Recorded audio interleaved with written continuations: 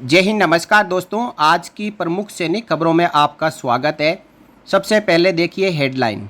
अमित शाह की एक मीटिंग पर 3000 सैनिक पहुंचे जे.एंड.के। डोडा में जवानों पर हमला करने वाले पाकिस्तान के पूर्व सैनिक। बड़ा आतंकी हमला, 8 जवान और 10 आतंकी पहुंचे जेनुम। 27 जुलाई को भूतपूर्व सैनिकों की भर्ती, कुल पद 550। वन रैंक वन पेंशन 3 की टेबल में 5 नहीं, 2 साल बाद ही पेंशन रिवीजन।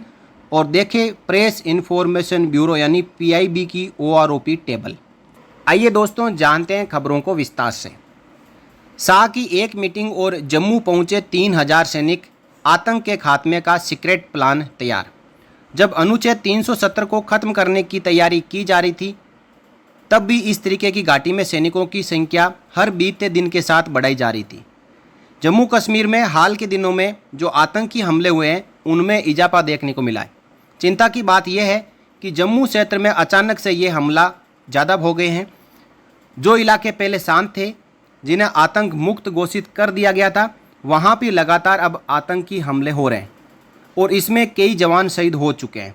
अब बढ़ते तनाव के बीच जम्मू में हलचल तेज हो गई है और 3000 अतिरिक्त सैनिकों की तैनाती कर दी गई है। दोस्तों, पहले ये आतंकी पब्लिक और जवान दोनों के ऊपर हमला करते थे, लेकिन अब ये आतंकी केवल जवानों को टारगेट बना रहे हैं। और बड़ी बात यह है कि गृह मंत्री अमित शाह ने शुक्रवार को जे.एंड.के की वर्तमान स्थिति को लेकर एक अहम बैठक बुलाई थी। इस बैठक के बाद ही ये खबरें आने लगी कि जम्मू में सैनिकों की तैनाती बढ़ा दी गई है। जानकार तो मान रहे हैं कि इतनी बड़ी संख्या में सैनिकों की तैनाती लंबे समय के बाद देखने को मिल रही है।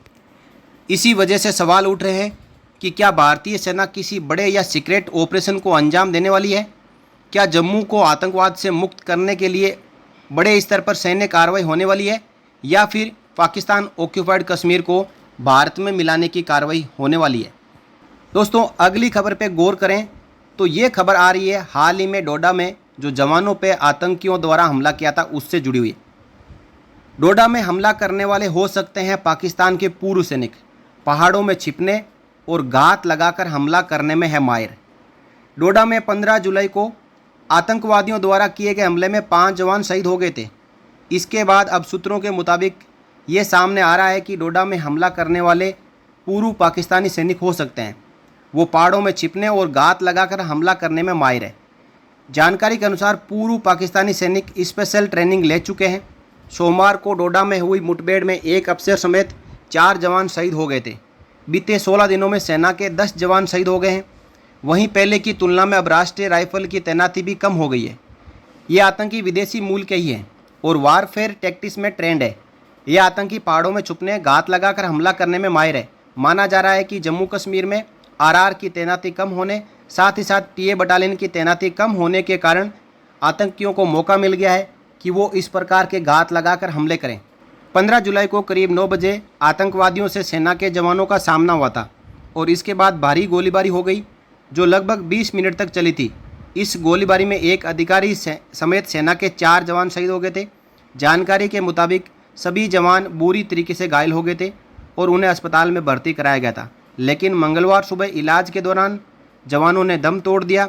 जवानों द्वारा अभी भी आतंकवादियों की तलाश की जा रही है। जहां भारत में पाकिस्तान के आतंकवादी हमला कर रहे हैं, तो पाकिस्तान खुद भी आतंकवाद से अछूता नहीं है। पाकिस्तान में भी एक बड़ा आतंकी हमला हुआ जिसमें 8 सैनिकों की और 10 आतंकवादियों की। पाकिस्तान में अफगानिस्तान की सीमा से सटे इलाकों में 2 अलग अलग जगहों पर 10 सैनिकों सहित कम से कम 15 लोग जेनुम पहुंच चुके हैं। पाकिस्तानी सेना ने यह भी बताया कि सुरक्षा बलों ने गोलीबारी में सभी 13 हमलों को जेनुम पहुंचा दिया। सेना की मीडिया शाखा इंटर सर्विसेज पब्लिक रिलेशन ने बताया कि मंगलवार को आतंकवाद प्रभावित डेरा इस्माइल खान जिले में एक ग्रामीण अस्पताल पर आतंकवादियों के हमले में 2 महिला स्वास्थ्य कार्यकर्ता, 2 बच्चे और 1 सुरक्षा गार्ड की मौत हो गई। दोस्तों, अगली खबर पूर्व सैनिकों के पुनर्रोजगार से जुड़ी हुई है। रेलवे गेटमैन के लिए हमीरपुर में भूतपूर्व सैनिकों की भर्ती 27 तारीख को है। भारतीय रेलवे के मुंबई, अहमदाबाद, भावनगर और राजकोट डिवीजनों में गेटमैन और गेट कीपरों की कुल 550 पदों के लिए चेकमेट सर्विसेज प्राइवेट लिमिटेड 27 जुलाई को सुबह 10 बजे हमीरपुर के सैनिक विश्राम गृह में थल सेना के भूतपूर्व सैनिकों की भर्ती करेगी। जिला सैनिक कल्याण कार्यालय के उप निदेशक स्क्वाड्रन लीडर मनोज राणा ने बताया कि इस भर्ती में 54 वर्ष तक की आयु के 10वीं पास भूतपूर्व सैनिक भाग ले सकते हैं। चयनित भूतपूर्व सैनिकों को 30 से 35 हज़ार रुपये तक वेतन और अन्य सुविधाएं मिलेगी। भर्ती के इच्छुक भूतपूर्व सैनिक अपने साथ discharge book, PPO, ex serviceman identity card, Aadhaar card, PAN card, SP कार्यालय की ओर से जारी पुलिस वेरिफिकेशन रिपोर्ट, साथ ही साथ बैंक पासबुक या कैंसिल चेक, 10वीं कक्षा की अंक तालिका और 10 पासपोर्ट साइज फ़ोटो अवश्य लेके जाएं।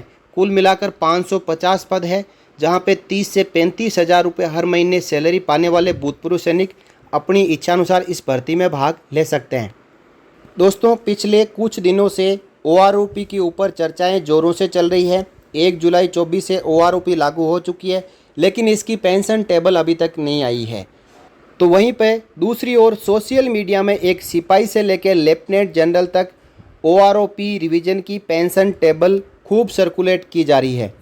इस पेंशन टेबल को देखने से ऐसा लगता है कि इसमें हर 2 साल के बाद पेंशन का रिवीजन दिखाया गया है।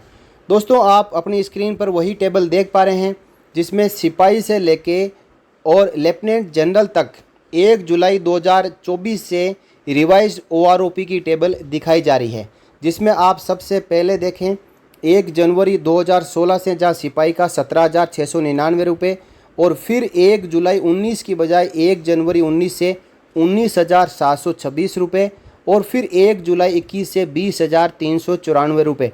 यानी ओआरओपी 3 का रिवीजन जहां 1 जुलाई 24 से होना है, वहीं पे इस पीआईबी की टेबल में 1 जुलाई 2021 से इस रिवीजन को दिखा दिया गया है और ओआरओपी की पेंशन को पहले से ही यहाँ पे रिवाइज कर दिया गया है, बढ़ा दिया गया है। और इसके मुताबिक इसमें एरियर भी दिखाया गया है कि 87,000 यहाँ पे एरियर मिलेगा। दोस्तों, ये टेबल पुरानी है।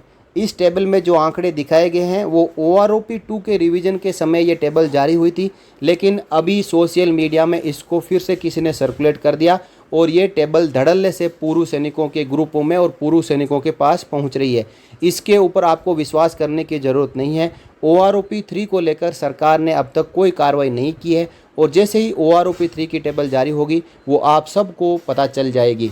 इसलिए दोस्तों, इस प्रकार के जो भ्रमित करने वाले टेबल है उनको आपके पास जब पहुंचते हैं तो आप उनको आगे सर्कुलेट ना करें और इन टेबल को देखकर आप भ्रमित ना हो। ओआरओपी 3 की रिवीजन टेबल आपकी 1 जुलाई 2024 से ही जारी होगी।